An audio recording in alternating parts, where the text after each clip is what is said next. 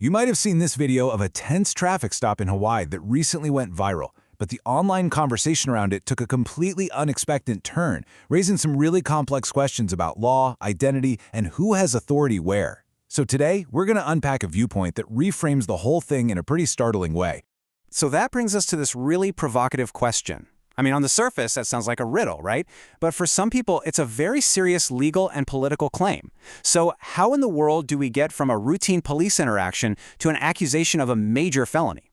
Well, it all kicked off with a viral video. It shows a scene most of us can imagine, getting pulled over by the police. But the details of this particular stop? Whoa, this one really lit a fire online. Okay, so here's the breakdown of what happened. A woman gets pulled over, and she chooses to speak only in the Hawaiian language, Olelo Hawaii. The officer then escalates things, threatening to arrest her if she doesn't switch to English. Now look, that right there is controversial enough, but it was the interpretation of that threat that completely changed the game.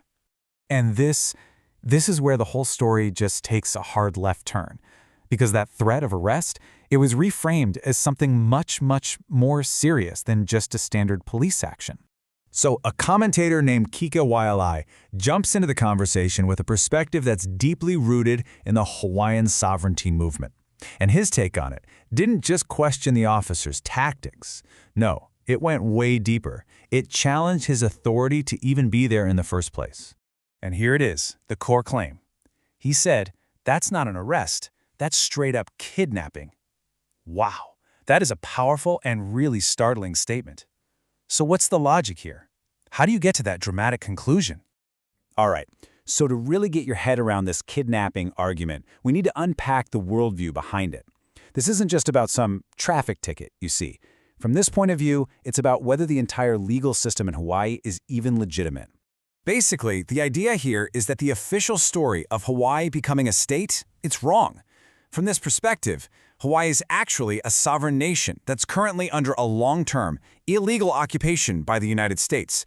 Therefore, it's not legally the 50th state. So here's the logical leap, right? If you see Hawaii as an occupied foreign country, well then, an American police officer has no real jurisdiction there. They'd have about as much legal power as they would in Paris or Tokyo. So that threat to arrest is seen as an act by an unauthorized foreign agent. So, okay, that's the critique. But it begs the question, if arresting her was the wrong move, what should the officer have done? And this viewpoint actually has a very specific protocol in mind. According to Kiko Waialae, the officer should have treated it like an interaction with a foreign national. First step, ask if she's a foreigner. Step 2, get foreign affairs on the line. And step 3, get an interpreter.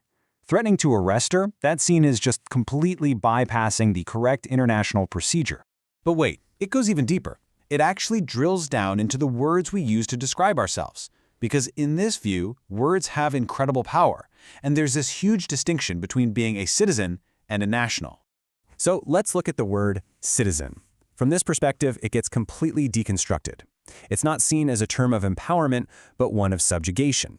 The idea is that it breaks down to citizen, which implies being a servant of the municipality, or as the source material puts it, a slave to the system. And this chart really lays out the difference, so check this out. On one side, you've got citizen, a servant of the municipality, basically a slave to the system. But on the other side, you have national. That's seen as a free man, someone walking the planet as intended. You can see how this distinction is just absolutely central to this whole way of thinking. And it's so important to get this difference because this isn't just, a philosophy class. This is the foundation for a real call to action for those who identify as Kanaka or Hawaiian nationals. Right, so this whole argument doesn't just stop at criticizing a traffic stop. It actually pivots from all this theory into some really practical, real-world steps that people can take. Yeah, the big message here isn't about learning how to argue with a cop on the side of the road. It's about something much bigger. It's about getting your ducks in a row, legally and administratively. And that boils down to a two-step process. Step 1, get your documents in order. We're talking about paperwork that shows you are a Hawaiian national, not an American citizen. Then, step 2 is to correct your status. That means you're officially standing as a Hawaiian national, basically rejecting that U.S. citizen label and claiming your identity as part of the Hawaiian kingdom. So, let's bring this all back around. That viral video of the traffic stop, that was just the spark. The fire, from this viewpoint, is about something way, way bigger. That whole confrontation with the officer is seen as just a symptom of a much deeper problem. It's really all about a fundamental change in one's own identity. It's a call to action to stop being a citizen under what's seen as an occupying power, and instead to stand up as a national of a sovereign nation. And that is the ultimate goal here. And that leaves us with a final, big picture thought to chew on. We've just unpacked one specific viewpoint on Hawaiian sovereignty, and it was all kicked off by a single traffic stop. It really shows how, for some people, the political is deeply, deeply personal. Which brings us to our final question. In any context, how does the act of one person changing their personal status begin to change the story of an entire nation?